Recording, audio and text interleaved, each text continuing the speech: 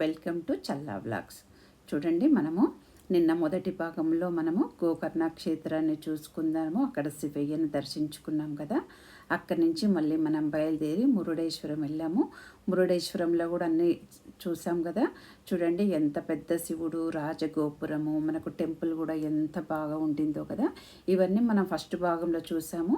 ఇప్పుడు మనం రెండవ భాగంలో వెళ్ళేసి మనము మూకాంబిక టెంపుల్ చూసుకుందాము. చూడండి, ఇక్కడ మురుడేశ్వర ఆలయం అయిపోయింది. ఇప్పుడు మూకాంబిక టెంపుల్ కొల్లూరుకు మనం వచ్చాము. ఈవినింగ్ అయిందండి. ఇప్పుడు ఒక్క రోజులోనే చూడండి మనము మూకాంబిక టెంపుల్ని కూడా చూసుకున్నాము. నేను చూడండి మూకాంబిక టెంపుల్ని మొత్తం మీకు చూపిస్తాను. స్టోరీ పరంగా కాకుండాను అక్కడ లోపల ఏమేమి ఉన్నాయి అన్నీ చెప్తాను మీకు. చూడండి, ఇక్కడ బయట మనం ముందుగానైతే ఇక్కడ పువ్వులు అమ్ముతున్నారు. ఇక్కడ పువ్వులు తీసుకొని ముందుగా మన వినాయకుని దర్శించుకుందాము. ఇక్కడ వినాయకుని బాలమురళి వినాయకుడు అంటారనమాట. ఇక్కడ టెంపుల్లో ఎక్కడ ఉండదు కదా మనకు వినాయకుడు అన్నీ ఉంటాడు, కానీ బాలమూరు వినాయకుడు అనేసి ఇక్కడ పిలుస్తారు ఈ వినాయకుడిని. ఇక్కడ ఈ వినాయకుడిని దర్శించుకొని తర్వాత లోపల మూకాంబిక అమ్మవారి టెంపుల్కి వెళ్దాం మనము. ఆలయాలు మాత్రం ఇక్కడ కర్ణాటకలో బయట నుంచి చూస్తే అంత సాదాసీదాగా సింపుల్గా అనిపిస్తున్నాయి, కానీ లోపలికి వెళ్తే మాత్రం చాలా బాగున్నాయి. ఎంత బాగున్నాయి అంటే అన్ని కట్టడాలు కానీ ఏవి కానీ బాగా చాలా ప్రత్యేకంగా అనిపించాయి మాకు మాత్రం. బయటికి వెళ్ళి చూస్తే ఏమీ కనిపించట్లేదు, అంత సింపుల్గా అనిపించాయి. చూడండి, ఇప్పుడు ఒక్కొక్క టెంపుల్ లోపల ఎలా ఉంటుందో ఏంటో. ఇలా ఇప్పుడు మేము ఇక్కడి నుంచి లోపలికి వెళ్ళగానే మాకు గజస్తంభము, దీపస్తంభం అనేది ఎక్కడ ఉండదంటండి, ఇక్కడే ఉందంటే ఈ మూకాంబిక అమ్మవారి ఆలయంలోనే. రెండు పక్కనే ఉన్నాయి.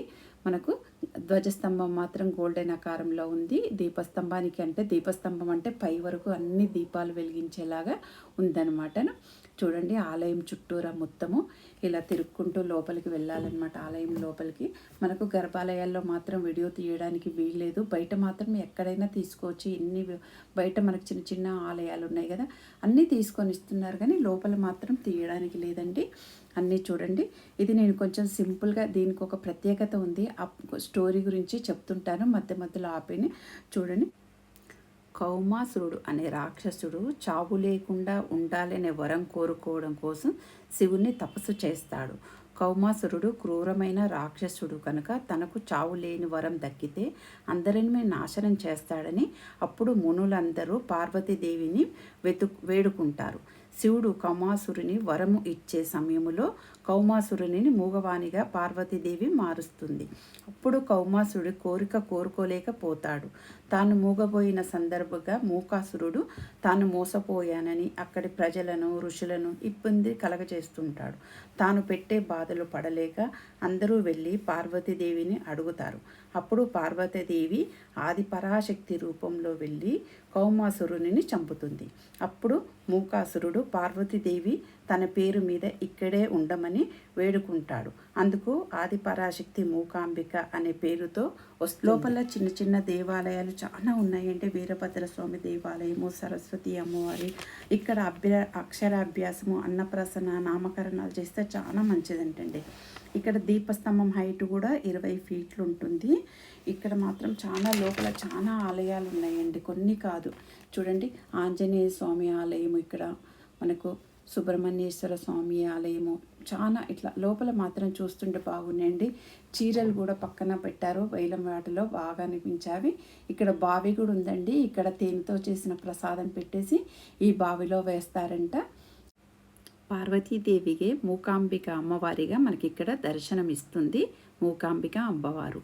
చూడండి, ఇక్కడ సరస్వతీదేవి, లక్ష్మీదేవి ముగ్గురు అమ్మలు కలిసేసి మూకాంబిక అవతారంలో ఉంటారంట. ఇక్కడ మనకు ఏది కోరుకున్నా ఇక్కడ చిన్న చిన్న ఏదన్నా మనం చేసుకోవాలంటే పూజలు చేస్తారు. మనం అనుకుంటాం కదా ఈ దోషాలు పోవాలన్నప్పుడు ఇక్కడ అన్ని చిన్న చిన్న ఆలయాలు ఉన్నాయి. ఈ ఆలయాల్లోనే మనకు పూజలు చేస్తారనమాట. మనం సపరేట్గా కూర్చొని ఇక్కడ పూజలన్నీ చేయించుకోవాలి. చూడండి, ఆలయం చుట్టూ ఎంత బాగుందండి.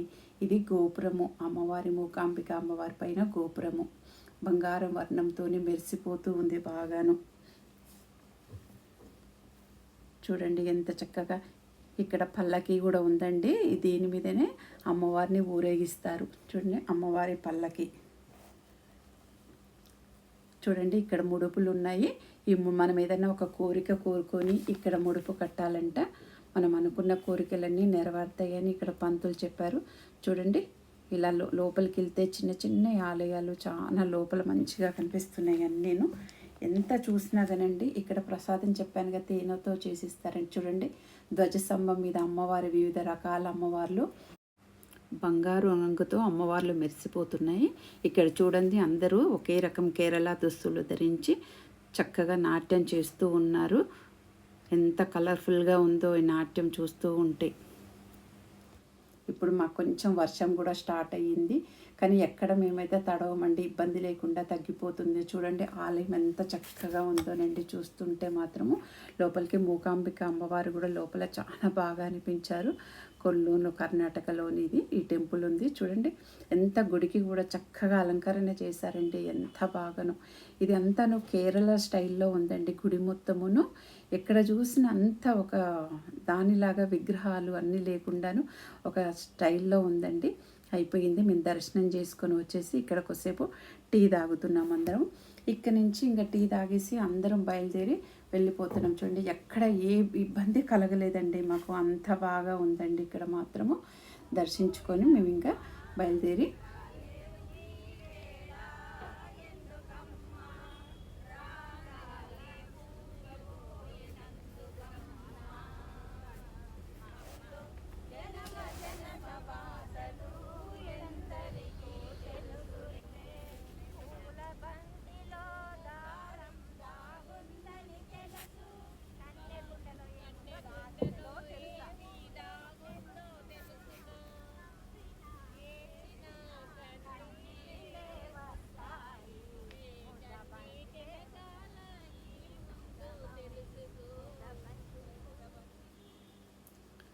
బస్సులో బోర్ కొట్టకుండా ఉండడం కోసం కొద్దిసేపు మేము అంతాక్షరి ఆడుకున్నాము. మా వాళ్ళు దేనికి తీసిపోరండి.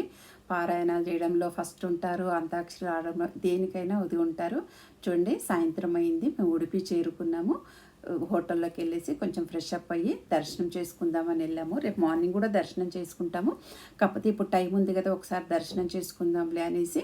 ఈవినింగ్ 6:30 అయింది కదా, ఇంక అందుకనేసి మేము అందరము బయలుదేరాము. చూడండి ఇక్కడ ఎంత చక్కగా ఉందండి. ఇక్కడ అందరూ కూర్చొని పారాయణం చేస్తారు పైన. నెక్స్ట్ మీకు వీడియోలో చూపిస్తాను. ఇదిను ఇప్పుడు ఈవినింగ్ కదా, లేదు మార్నింగ్ మాత్రం ఇక్కడ పారాయణం చేస్తూ ఉంటే ఇక్కడ కూర్చుంటారు. మేము కూడా ఇక్కడ కూర్చొని మార్నింగ్ వచ్చి పారాయణం చేసుకున్నాము. ఇది మాత్రం చూడడానికి ఒక రాజకోటం లాగా అనిపిస్తుందండి చూస్తూ ఉంటే. ఇరువైపులా గజనాథుళ్ళు ఎంత చక్కగా ఉందండి. ఉడిపి కూడా చాలా బాగుందండి. ఎంత అంటే చూడ్డానికి కృష్ణయ్యనైతే 2 కళ్ళు చాలేదండి లోపల. మీకు నేను చూపించలేకపోతున్నాను, కానీ స్క్రీన్ మీద ఇస్తాను చూడండి. ఇక్కడ నుంచి మేము ఇంకా బయలుదేరి ఉడిపి లోపలికి గుడి లోపలికి వెళ్తున్నాము. చూడండి ఇప్పుడు ఇక్కడ నుంచి మనము లోపలికి గుడి లోపలి అక్కడ అన్ని ఇత్తడి విగ్రహాలండి, మొత్తం అన్నీ కన్నయ్యలే, ఇంకా వేరే విగ్రహం లేదు. ఎక్కడ చూసినా మన కన్నయ్య విగ్రహాలే ఎక్కువగా ఉన్నాయండి. ఇక్కడ మొత్తం ఇత్తడి విగ్రహాలు. లోపలికి వెళ్తూ ఉంటే ఇక్కడ నుంచి మేము ఇంకా లోపలికి వెళ్తూ ఉన్నాము. చూడండి ఇట్లా లోపలికి లైన్లో నుంచి వెళ్ళిపోతూ ఉంటే చక్కగా మనకు మధ్వ సరోవరం అనే కోనేరు ఉందండి. కోనేరు చుట్టూరా తిరుగుతూ మనం లోపలికి వెళ్ళాలి. చూసారు అక్కడ లైట్ కనబడుతుంది మీకు, కొంచెం దూరం వెళ్ళాక ఉంటుందండి అక్కడ పెద్ద లైటు. అక్కడ గుడి ఉందండి. అంటే మనం కోనేరు చుట్టూ తిరుక్కుంటూ గుళ్ళోకి వెళ్ళాలని చాలా టైం పట్టిందండి. నడకడానికి చాలా టైం పట్టింది మాకు. చూడండి అయినా సాయంత్రం కదా ఎంత దీపకాంతులతో వెలుగుతూ ఉందోనండి. చూడండి లోపలికి దారి ఇలా లోపలికి వెళ్ళాలి గుడి లోపలికి. ఇంకా ఈ లోపలికి వెళ్ళాక మనకు పర్మిషన్ ఉండదండి, లోపల కన్నయ్య ఉంటారు. చూడండి దీపాలు ఎలా పెట్టారు. ఒక విశేషం ఏంటంటే మేము వెళ్ళినప్పుడు రోజు పెడతారు ఎట్లా తెలియని, మొత్తం గుడికి హైట్ వరకు దీపాలేనండి. మొత్తం అన్నీ చిన్న చిన్న ప్రమిదల్లో దీపాలు పెట్టారండి. చాలా బాగా అనిపించింది. ఇక్కడ చూడండి ఇక్కడ మనకు సుబ్రహ్మణ్యేశ్వర స్వామి, చక్కగా సుబ్రహ్మణ్యేశ్వర స్వామిని కూడా దర్శించుకొని మేము బయటికి వెళ్ళాము.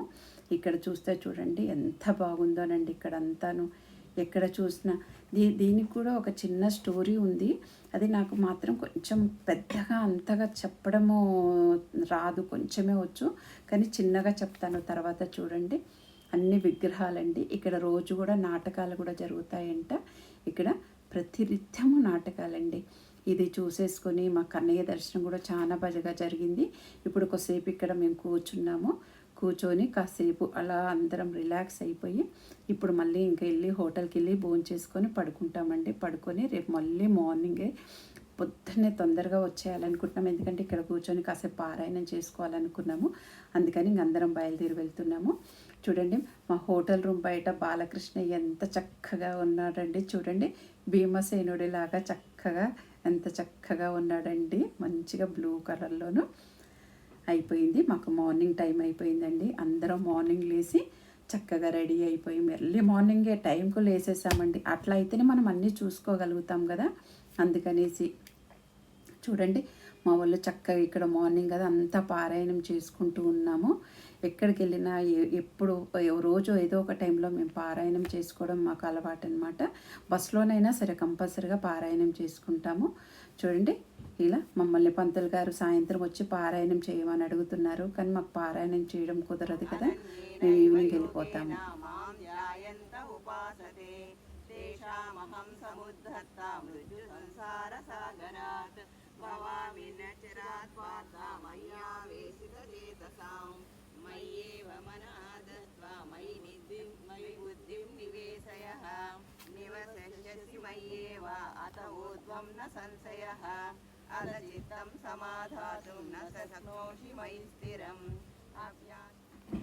చూడండి మేమంతా పారాయణం చేసుకొని బయటికి వెళ్ళా ఇంకా అయిపోయింది కదా. ఇప్పుడు కన్నయ్య దర్శనానికి వెళ్తున్నాం అన్నమాట అందరం కలిసేసి. చూడండి ఇక్కడ లోపలికి మళ్ళీ వెళ్తూ ఉన్నాము. ఇప్పుడు దర్శనం చేసుకొని బయటకు వచ్చాము. లోపల చెప్పాను కదా చూపించడానికి కుదరదనేసి ఇక్కడంతా మనం చూసుకోవచ్చు. ఇక్కడ చూడండి పంచముఖ ఆంజనేయ స్వామి ఎంత చక్కగా ఉన్నాడోనండి. అసలు చూస్తుంటే మాత్రము చాలా బాగా అనిపించింది పంచముఖ ఆంజనేయ స్వామిని. ఇది వినాయకుడు చూడండి, వినాయకుడు కృష్ణుడు ఒక చేత్తో కవ్వాన్ని మరొక చేత్తో కవ్వపు తాడును పట్టుకొని కనిపించే బాలకృష్ణ రూపాన్ని భక్తులు ఉడిపి కృష్ణ మందిరంలో దర్శిస్తారు. సంసారం అనే సాగర మదనాన్ని మోక్షమనే అందిస్తాడు చెప్పడమే ఈ ప్రతిమ భంగిమలో అంతరార్థం. ఇక్కడ సామాన్య వారికి 9 రంధ్రాలు ఉన్న కిటికీ ఉంటుంది. ఆ 9 రంధ్రాలు ఉన్న కిటికీలో నుంచి మనం దర్శించుకోవాలండి.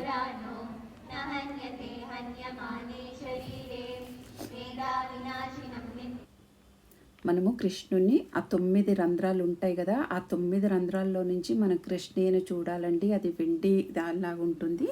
దానికి వెనకకు వంగి ఉంటాడు. ఎందుకు వంగి ఉంటాడు అనడానికి ఒక చిన్న స్టోరీ కూడా ఉందండి. భక్త కనకదాసు అనే భక్తుడు శ్రీకృష్ణునిపై అనేక పాటలు పాడుతూ ఉంటాడంట రచించేసి. తను ఒకరోజు గుళ్ళోకి వెళ్ళడానికి ప్రయత్నిస్తాడంట. అయితే అక్కడ ఉన్న నిర్వాహకులందరూ అడ్డుకుంటారంట లోపలికి వెళ్ళకూడదనేసి. అప్పుడు ఆయన గుడి వెనకాలకి వెళ్ళి పాటలు పాడుకుంటూ ఉంటే కృష్ణుడు చాలా మైమరిపించేసి తన్మయత్వంతో వెనుకకు తిరిగి చూస్తాడంట కిటికీలో నుంచి.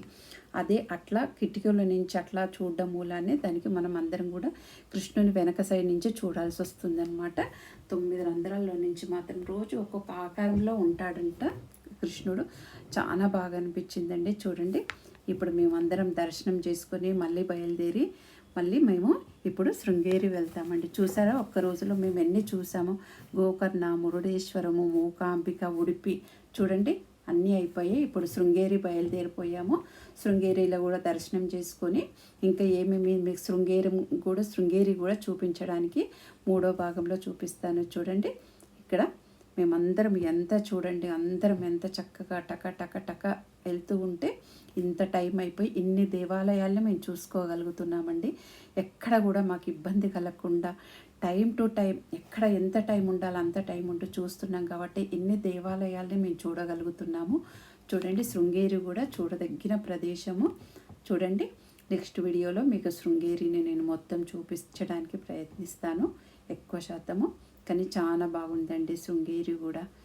చూడండి కర్ణాటకలో ఎంత చూడదగ్గ ప్రదేశాలు ఉన్నాయనండి ప్రశాంతంగాను. ఎక్కడ చెప్పాను కదా వర్షం వస్తుంది కానీ మాకు ఎక్కడ ఇబ్బంది పెట్టకుండా చక్కగా అన్ని దేవస్థానాలు చూసుకుంటూ నేను ప్రతి ఒక్కటి చూస్తూ ఎంజాయ్ చేస్తూ చక్కగా వెళ్తున్నామండి మేము మాత్రము. లోకాం సమస్తాం సుఖినో భవంతు. గోమాతను పూజిద్దాము, గోజాతిని రక్షిద్దాము.